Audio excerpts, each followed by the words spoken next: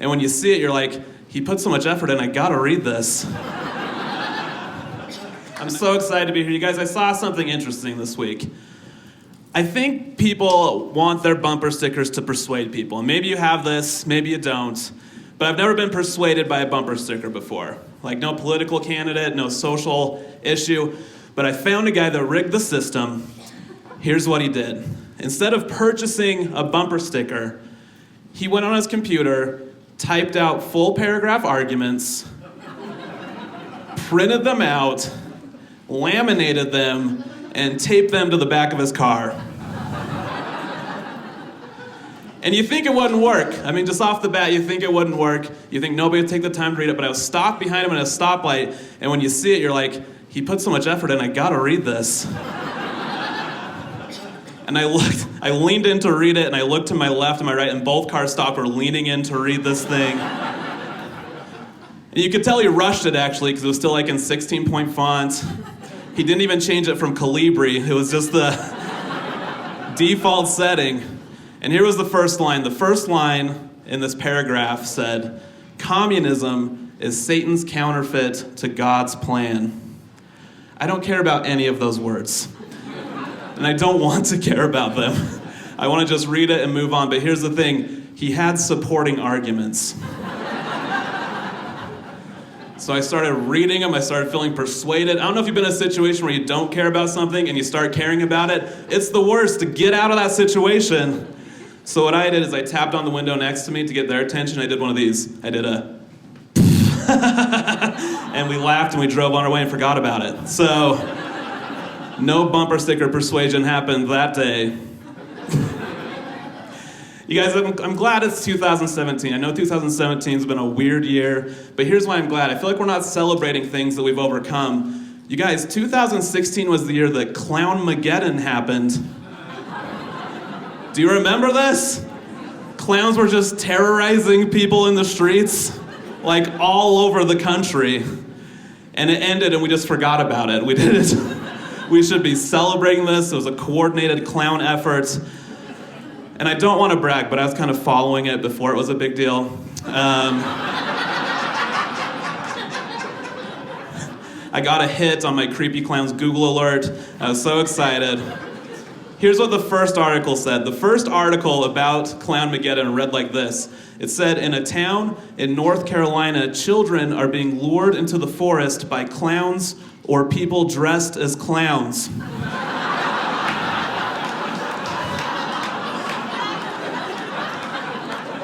I think you guys are with me.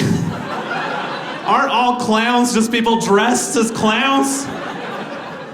Are we really worried about whether or not they graduated from an accredited clown college at this point? Did they interview the dean? He's like, I don't know who these tree clowns think they are. But they did not graduate from a proud clowniversity such as ours. And yeah, Provo, in the clown community, they prefer clowniversity over clown college. Clown college is kind of insensitive, so stay woke. Or maybe the newspaper was just worried about being politically correct. They want to be PC, and they're like, look, maybe they look like clowns, but they identify as mimes. Who are we?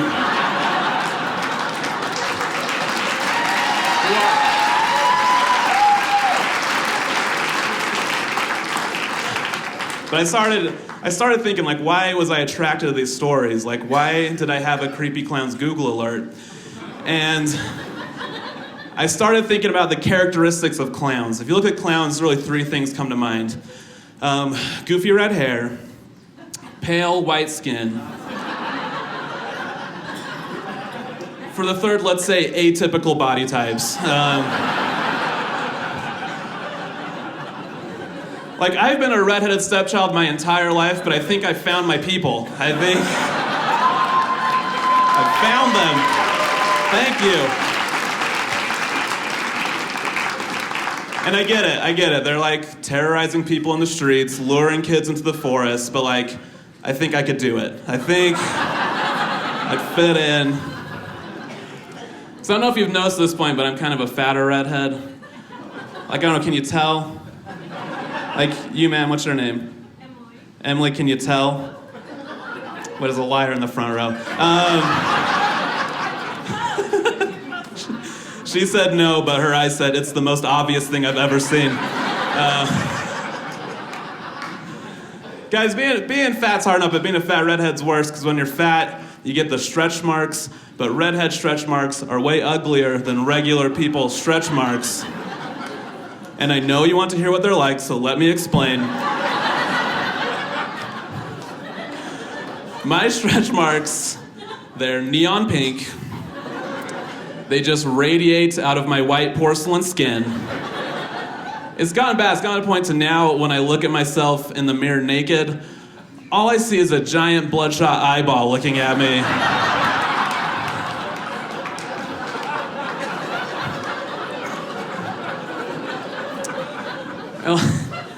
Like I want to get rid of them, but I don't want to exercise, so I've just been bathing in Visine, and it doesn't work.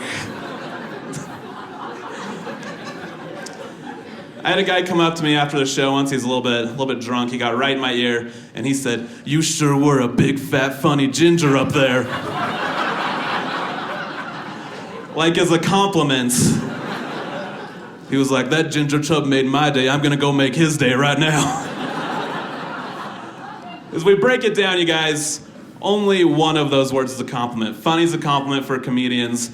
The rest range from slightly offensive to totally offensive. Like big, slightly offensive. Fat, definitely offensive. Ginger, it depends on whether he was a redhead or not. He wasn't super offensive. It's our word, Provo. Yeah. I'm also glad it's 2017 because 2016 marked the year that I was kicked off an amusement park ride for being too large. Yeah, it's gonna get sad. Buckle up. Because they would not let me buckle up. I was in Orlando. I was at the Harry Potter Capstone Hogwarts experience, and I sat down, and it wasn't gonna work out. And to be fair, they weren't mean about it. They weren't like, "Oh, troll in the dungeon." They were like, no, sir, this isn't gonna work. Come over here. You get to wait over here while your friends ride the ride. So there I was in the obese section. But it was Harry Potter themed, so it was like obesity and other obscurities, or something like that. There it was. And in this section, they have a person whose job is actually to talk to all the people they kick off the ride. And it makes sense. They're like, look, when you kick the fatties off the ride, you gotta talk them down to make sure they don't go around and start eating everybody. So he was talking to me, he's like, "I'm sorry this ride didn't work out. How about you try the Spider-Man ride? I really like the Spider-Man ride." All I was hearing was like, the Spider-Man ride has really big seats. And it was okay, I was fine. But it made me think about Harry Potter, because we think of Harry Potter as kind of like this benevolent, turns the other cheek, good kid. But here's what he did. He built an entire wizarding theme park. And at the Capstone Harry Potter Hogwarts experience, he was like, no, make the seats so small that Dudley and his fat dad can never ride it. Never.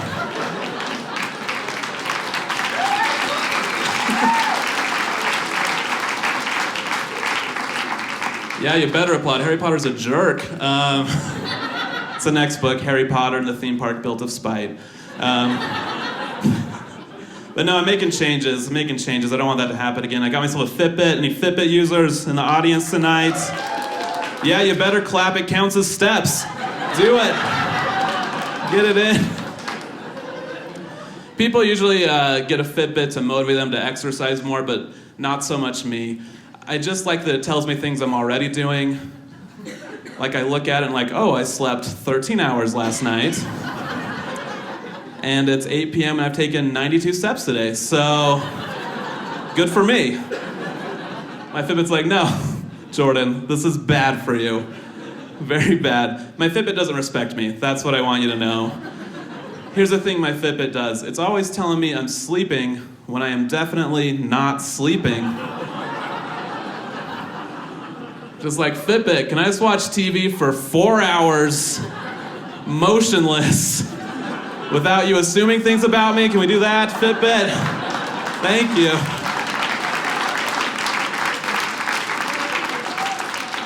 So I feel like I have to hide things from my Fitbit.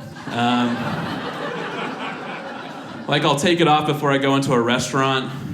I'm just like, you don't need to see me like this. Lost enough respect for me already. I think my Fitbit will have a hard time coming to terms when I die, because I'll die and people will go to my Fitbit and say, hey Fitbit, Jordan's dead. And my Fitbit will be like, yeah, no he's not. I've thought that before and will not fool me again. I feel bad for it though, because it probably came fresh green out of the Fitbit Academy. It's like, I'm gonna slap myself on somebody's wrist and change their life. And then we met and I was like, yeah, we're not doing any of that, Fitbit. Lower your expectations. The rest of the set's Fitbit material, just so you know. 30 more minutes of Fitbit jokes. We'll get there. But we set up boundaries. We're getting along better now because we set up some boundaries. The other day my Fitbit popped up and was like, hey Jordan, are you gonna walk 5,000 steps today? And I was like, hey Fitbit, are you gonna walk 5,000 steps today? Last I checked, I'm the one with the legs. So don't talk the talk unless you're gonna walk the walk. I will also not be walking the walk. So now that we respect each other a little bit, I feel like on my actual deathbed, my Fitbit will be sad, it will be hovering over me, like my arm will be in the air for some reason. And my Fitbit will look down at me and be like, Jordan, I failed you as a Fitbit. I couldn't save you from your own bad decisions. And I'll be like, no, Fitbit, you were a great Fitbit. You may not have made my body better, but you definitely made my heart better. Like, not physically better. I just mean, I'm glad we overcame our differences, and we're friends now. You guys, I'm part of a religion where we believe there's truth in every religion. We just kind of had the most of it, not a big deal.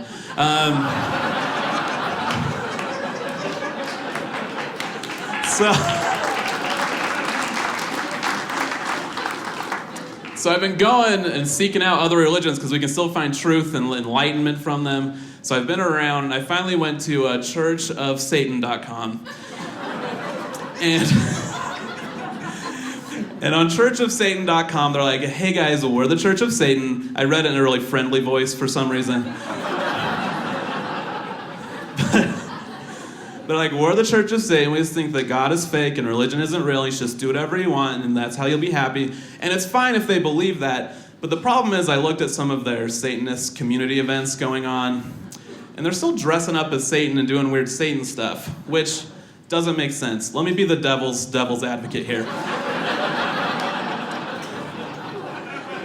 If you don't believe religion's real, you shouldn't dress up as Satan because he's still technically part of the religion is real team. My team. It'd be like if I hated Star Wars. I was like, Star Wars is stupid. Star Wars is the worst. I'm going to show you how stupid it is by dressing up as Darth Vader. That'll show you. So this is my advice for any Satanists that came out tonight. They're part of my key demo, don't laugh. For anyone that came out, if you really want to make me upset, you should dress up as the one thing in my religion that I actually do hate, the overwhelming guilt. If you can capture, there's some guilty people in the audience. If you can capture that, you would really get my goat. Not to sacrifice or anything, it's just an expression. Just an expression. I actually have a few more Satan jokes, but the problem is if I do them all together, it actually invites the presence of Satan in the room. And we don't want that. He's a bad audience member. He just sits there with his arms folded, shaking his head. Sometimes he gets up and leaves and takes a third of the audience with him. He's a bad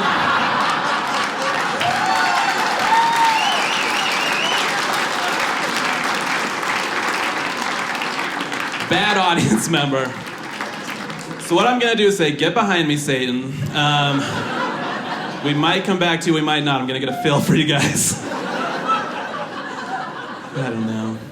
Guys, I used to work at a hotel. I worked the overnight shift at a hotel. Interesting people come in to overnight shifts. Let me set the stage. We sold waters at the front desk. They were $2. They are overpriced. We are not Costco. Calm down. we sold these waters, and a guy came in to buy one, so I said, okay, so that's $2. He said, $2? What, did you baptize Jesus in this water? Is the question so profoundly stupid that I just repeated it to him, did we baptize Jesus in this? Because to him, that increases the value of the water. To me, I'd look at it and be like, oh, a 2,000-year-old drinking water used to bathe a homeless carpenter in the Middle East. Not paying $2 for that. Doesn't sound refreshing, but we should. Let's give him the benefit of the doubt. Let's say at the time of Jesus' baptism, people were bottling water. And then today, it had become some sort of hipster delicacy drink where people are like, you haven't drinking the baptismal water yet? You haven't lived yet. It would have a great marketing campaign because they could be like, touched by Jesus, bottled by John. It's not artisanal, it's baptismal. And so if that's the case, we as a hotel in Lehi, Utah, had paid for this to be shipped, purified from Jerusalem to Lehi. In that case, sir, I think you're getting a steal. That is way under market value. But here's the question. I know each and every single one of you are having this question in your head. The question is, would we have saved money on purification? Here's why it's the question. Because if Jesus gets baptized in that water, do you have to purify that water? And the answer is no, you don't have to, but you should to set an example for future waters to come. That's how it works. I had another lady come into the hotel. She was really excited. She was from Idaho. I assume she was excited to be anywhere but Idaho. She came in, and first thing she said was, is today a holiday? Which it wasn't, but you pleased the customer, so I was like, well, every day at Best Western's a holiday, ma'am. And I asked her, why do you think it's a holiday? And she said, well, just outside, there appears to be some sort of cultural gathering going on. Which I didn't know what that meant, because nobody would know what that means. I checked her in. I wanted to go see what this cultural gathering was, so I went outside. And all it was just 3 teenage Mexican girls just hanging out in the grass, after school. So this Idaho lady was so profoundly sheltered that coming across this, she was like, whoa, near my lodging it appears to be some sort of cultural gathering going on. These majestic travels in the land down south. One last thing about the hotel. Since I worked the overnight shift, I'd usually have to take the trash out at night. Here's the thing people do that I didn't like. When the trash can was full, people would just start placing their trash around the trash can. Yeah, that doesn't count. That's just littering really close to a trash can. I've been watching basketball, no matter how close the ball gets to the hoop, unless it goes in, that's the only way it counts. Let me give you a more explicit example. Let's say you need to go to the bathroom. And when you get to said bathroom, the bathroom's closed.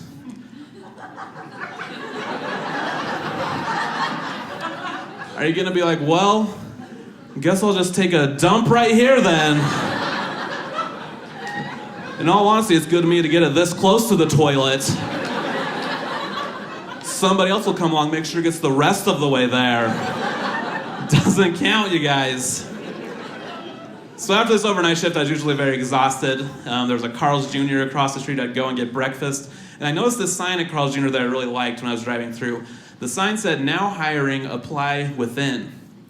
And I liked that sign because I feel like if you went inside, like, hey, do I apply in here? They'd be like, no. You apply in here. And it's true. If you're applying at Carl's Jr., you better have done enough soul searching to make sure you're sad enough to work there. Yeah, it's true. Guys, being talked down to is never fun, but what's worse is being talked down to by the cashier at the Little Caesars.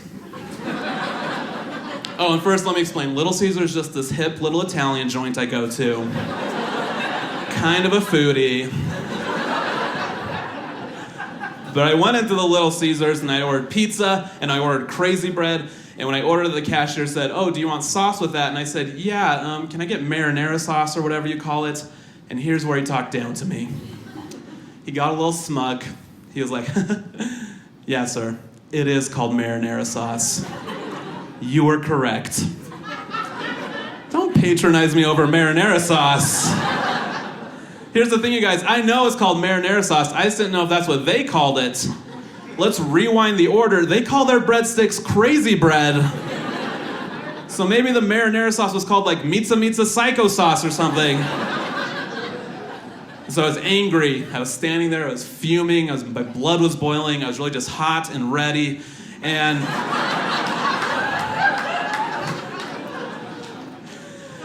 I didn't say anything because I started thinking about crazy bread. Crazy bread is a ridiculous name for a breadstick. It should only be called crazy bread if you hold it to your ear and it starts whispering nonsense into your ear. Like seashells, you hear the ocean. Crazy bread, you hear conspiracy theories. You hold it to your ear and it's like, Stanley Kubrick faked the moon landing. What? 9/11 was an inside job. What? Rocky V is the best Rocky. What? You're not a breadstick. You're crazy bread. Well, you are.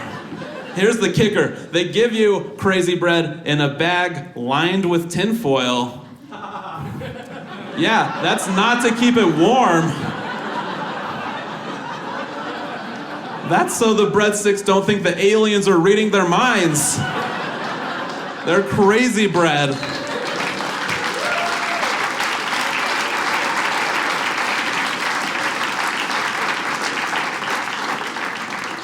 But no, I mean, even with that situation, I was actually in favor of raising the minimum wage, except for at one store. Because I will lose my mind if I ever find out the employees at Dollar Tree make anything other than $1 an hour. And not just because I think it'd be appropriate for the branding, I think it's also just kind of what they deserve. Yeah, we're about to roast some Dollar Tree employees right now on this show. Yes! Every Dollar Tree employee looks like they've been wandering in the wilderness for 4 years. And somebody just decided to build a dollar store around them. The only good thing a Dollar Tree employee does is that when you're in there and you have the sudden realization of where you are, you're like, oh, what mistakes did I make to get to this point in my life? You can look at a Dollar Tree employee and be like, actually, I'm doing quite fine. Because here's my experience with a Dollar Tree employee. I went to Dollar Tree, I got my items, so like a spoon and a party hat, whatever you buy. And I went to check out, and the lady at the front desk said, "Oh, will you be paying with cash or credit?" And I said, "Cash," and went to hand her money, and under her breath she said, "Oh no, not again." Like she didn't want to count the money. They deserve $1 an hour. I'm sorry, I feel like I made it weirder. Are there any Dollar Tree employees here tonight? Woo! Who paid for you to be here? You have some nice friends. No, I should be grateful. I have a good job. I actually work at a university. I teach public speaking. I try to play it cool because I'm actually not that much older than a lot of my students. It's like, for example, this one girl raised her hand and she was like, "Hey, Mr. Makin, I have a question." I was like, whoa. Mr. Makin's my dad's name. You will refer to me as Professor Makin from here on out. You know, just playing it cool, keeping it cash. Believe it or not, students can be actually disrespectful. This happened, I finished a lecture, I said, "Are there any questions?" A student raised his hand, I said, "Yes." He said, "Yeah, you look like the bad guy from Toy Story 2.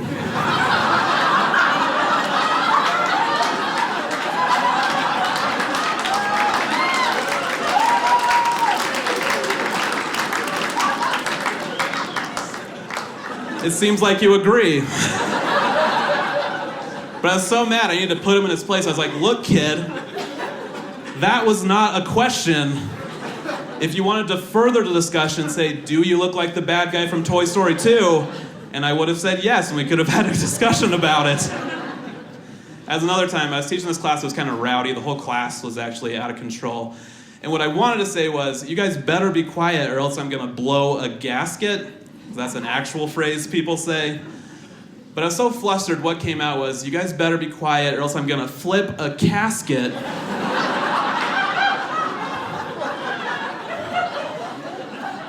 And there was a pause. Because both parties knew something was wrong. And what I can do in that situation is either I can pull back and like lose some respect, or I could commit 100%. I committed 100%. I was just like, yeah, I'm so mad I'll be flipping all your caskets. I'm gonna come to your funeral and disrespect it. That's what I'm gonna do. No, it's weird though. It's especially weird trying to gain the respect of students because I've been living with my parents for a little bit, which I don't want them to know. Actually, I like living with my parents right now. It's great. But something happened that's never happened before. I was sleepwalking, and I've never done that before, but I was sleepwalking and I tried to get in bed with my parents. And I woke up as I was hovering over my mom, and she was like, Jordan, what are you doing in here? And I was embarrassed. I didn't want them to know I'd been sleepwalking because I'm like independent and stuff like that. So I thought on my feet, and I was like, I had a bad dweem, and they snuggled me better. It was fine. We got out of that situation. I'm sure you guys have been wanting me to talk about how sweaty I am, so I guess I'll do it. I'm kind of a sweaty guy, and it's embarrassing. Sometimes I have to apologize for my sweat. Like if somebody sees me and they give me a side hug, my lower back is always sweaty. It's like, oh, nice to see you too. Sorry about the sweat. It's embarrassing. Sometimes I have to preemptively warn people, be like, whoa, whoa, before we engage in this social interaction, gotta warn you, it's getting pretty moist back here. Don't want your fingers to get all pruny.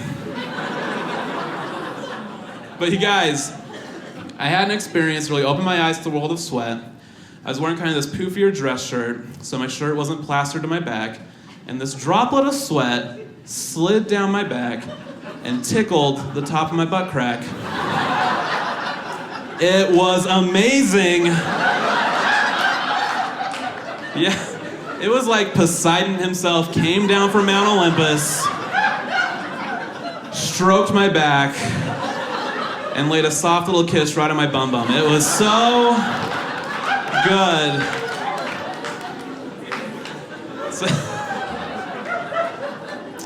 So this may surprise you, but I prefer deodorant over antiperspirant because I feel like deodorant sets more realistic goals. Deodorant's like a good friend. Deodorant's like, hey man, I'm not gonna lie to you. I'm not gonna make any promises I can't keep. Things are gonna get wet. I'll make sure you don't stink for like 2 to 3 hours tops. Whereas antiperspirant's a little arrogant, a little cocky. Antiperspirant's like, oh, put me on, no sweat, dude. You can go for a walk. You can like go sit somewhere warm for a little bit, no sweat. And the thing is, I don't trust people in real life that tell me no sweat. Like I asked my friend to pick me up from the airport and he said no sweat. And I said, that does not answer my question. That just specifies you will not be sweating, which is something I do not relate to.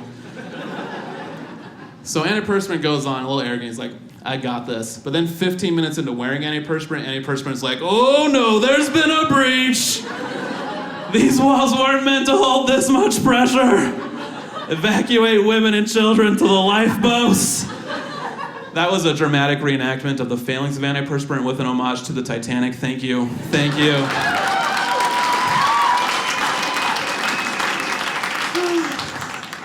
Oh man, I'm actually divorced. Don't forget, I'm okay. I'm divorced, and not because of the sweat. I mean, partly because of the sweat. But my ex-wife, she worked at a store called Justice, which Justice is a tween girl store, a store for girls ages 8 to 14. It's pink, it's sparkly. I don't know why it's called Justice. It should really be called Puberty Girls. But the problem is that sometimes I'd have to go into the store and wait for her. And yeah, there's not one spot in that store you can put me where I don't look like a complete creep. Like, you could hear when I enter the store, because all the moms go, oh, stranger danger, stay close to mommy. Stay close to mommy. Chanston's, go over here. I don't know kids' names. Epinephrine, get over here, stay close to mommy. Because you guys, wherever I was at in that store, I was always within like 5 feet of panties. But panties for 12-year-olds. And I can only look at the ground for so long before I started looking at these panties. And yeah, when I looked at them, I started judging them as if I were a 12-year-old in the market for some panties. I'm just like, well, I wouldn't buy the ones with the laughing cupcakes, but I would buy the ones with the high-fiving kittens. That's more my style. But like I said, I'm divorced now, so now it's just even weirder when I show up. I can't catch a break. Let's talk about panties for one more minute. I think we're liking this. I have a weird relationship with Victoria's Secret, because when I was a kid, I was like very intrigued by it. I'm like, get me in there. And my mom would like have to like cover my eyes as we walked past, and I was like, oh, semi-annual sale, I know what's going on over there. But now I'm adult and like I date women. I do date women.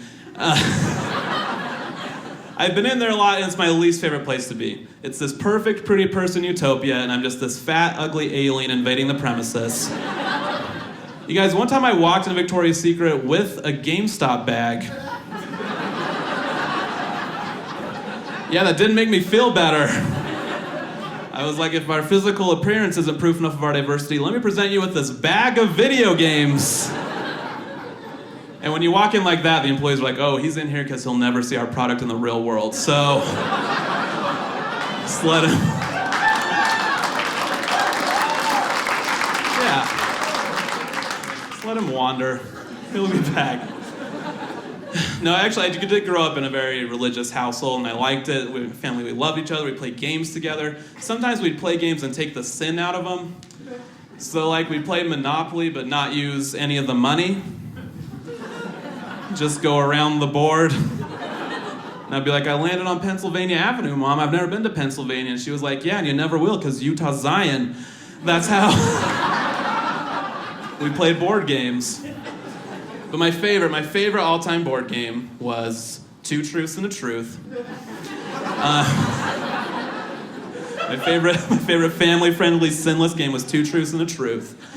And you're probably wondering how I played it. Well, you would say 3 true things, and then the rest of the people would have to choose the most true one. So, for example, I could say Old Testament, New Testament, Book of Mormon. They're all true, but we know one is a little bit truer.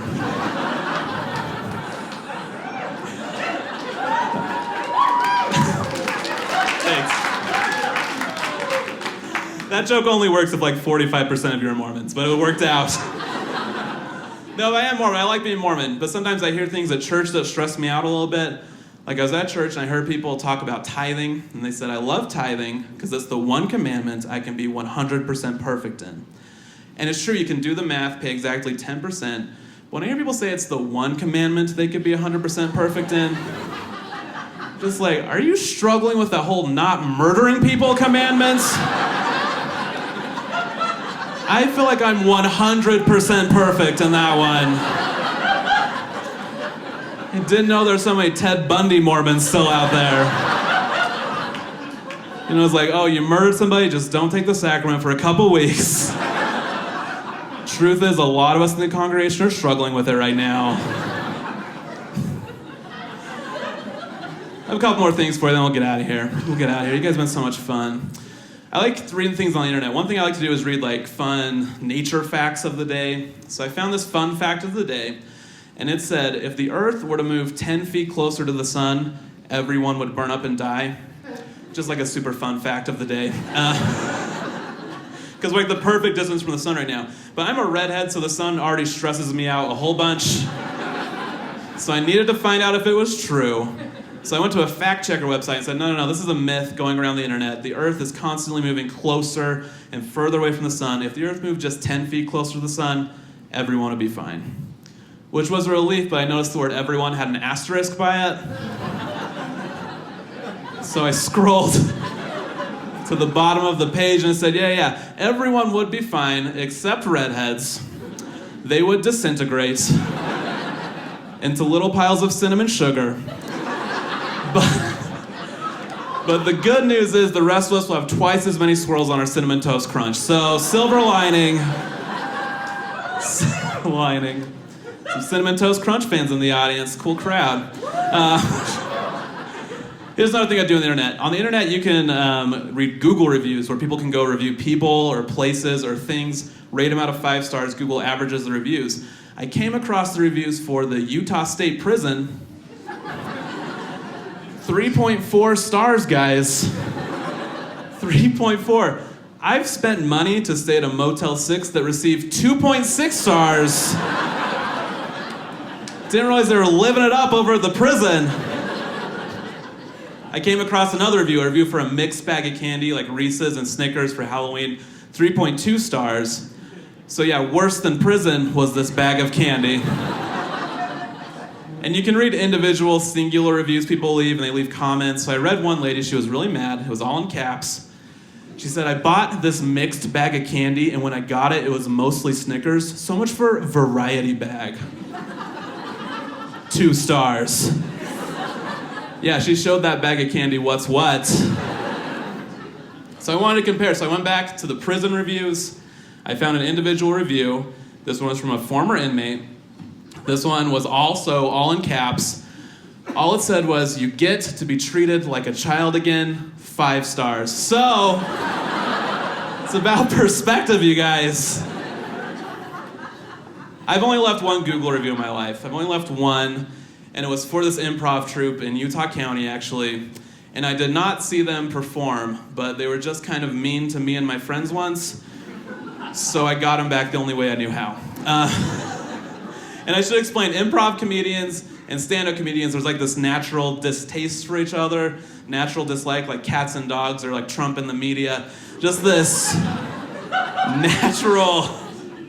And so we were performing at the same place and we crossed paths and things got a little heated. They said something like, oh yeah, well at least we don't have to write our jokes down. We just think of our jokes on the spot, which I'll be honest hurt my feelings. And so later on we were like, oh yeah, well anybody can think of garbage on the spot, but it was like a lot later, they were gone, we don't do improv.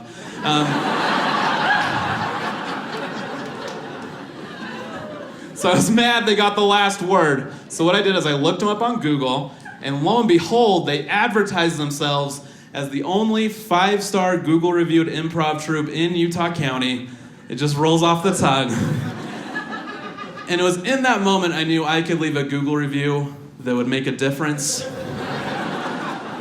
I could take them from the highest highs of 5.0 star Google reviews to the lowest lows of 4.9 star Google reviews.